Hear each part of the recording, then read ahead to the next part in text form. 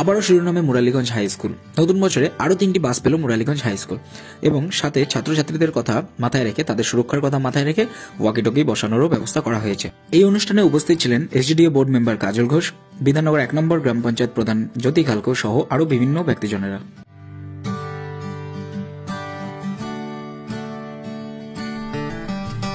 বাস উদ্বোধন শুধু না, এই স্কুলটাতে কোনো প্রোগ্রাম থাকলে আসতে পারলে নিজেকে খুব ধন্য মনে হয়। এখানকার যে প্রধান শিক্ষক, আমাদের রোল মডেল, বাংলার মামাটি মানুষের নেত্রী, আমাদের মুখ্যমন্ত্রী মমতা অনুপ্রেরণায় উনি যেভাবে কাজ করে যাচ্ছেন এই স্কুলটার জন্য, সরকারি স্কুল বলে, যে প্রাইভেট হতে এই কথাটা বলতাম না, সরকারি স্কুলটাকে উনি যে স্কুল শুধু মনে করেন না, উনি ওনার পরিবারের একটা পার্ট মনে করেন।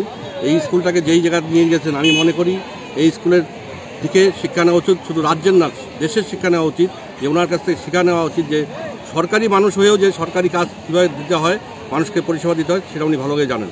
আজকে বাসটা শুধু না, আজকে ওয়াকিটকি, যেখানে সঙ্গে সঙ্গে সেই কাজটা যেন আমরা পেতে পারি। ওয়াকিটকির মাধ্যমে 10খানা ওয়াকিটকি প্রদান করা হলো, উনি ওনার স্টাফদেরকে দিলেন, যে সঙ্গে সঙ্গে যেন আমরা সার্ভিসটা পেতে পারি, কোনো বাচ্চা বা স্টুডেন্টের জন্য অসুবিধা না হয় তার জন্য। আজকে 9খানা বাস, এখানে 9খানা বাস মানে কেন, বাস যদি সামনাসামনি থাকতো তাহলে যে নিশ্চয়ই আসতো না। প্রায় 40 থেকে 50 কিলো দূর থেকে বাচ্চারা আসেন বলে আজকে বাসের ব্যবস্থা করতে হয়েছে।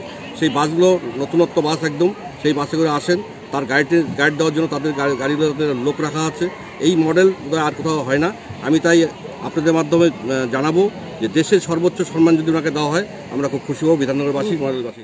সরকারি স্কুলের প্রতি অনেকের হয়তো আস্থা হারিয়ে ফেলছে, কিন্তু মুরালীগঞ্জ স্কুল তা প্রমাণ করে না। করোনার আগে আমাদের একটা বাস ছিল, তারপরে আমরা 2টো বাস করি, গত বছরে আমরা 6টা বাস নামিয়েছি, এবছর আরও 3টে, মোট 9টা বাস হলো। সেই সাথে অনেকগুলো পুলকার আছে। আমার মনে হয় রাজ্যে আমরাই প্রথম কোনো গ্রামীণ স্কুল যেখানে 40-42 কিলোমিটার দূর থেকে ছাত্রছাত্রী আসে। তো এর থেকে মনে হয় যদি আমরা অ্যাকাউন্টেবিলিটি আমাদের যদি থাকে, শিক্ষক শিক্ষিকা, একটা বিদ্যালয় যদি নিট অ্যান্ড ক্লিন হয়, তাহলে অবশ্যই যে কোনো প্রাইভেট স্কুল থেকে সমস্ত বাচ্চারা আবার সরকারি স্কুলে আসবে। তার প্রমাণ মুরালীগঞ্জ হাই স্কুল।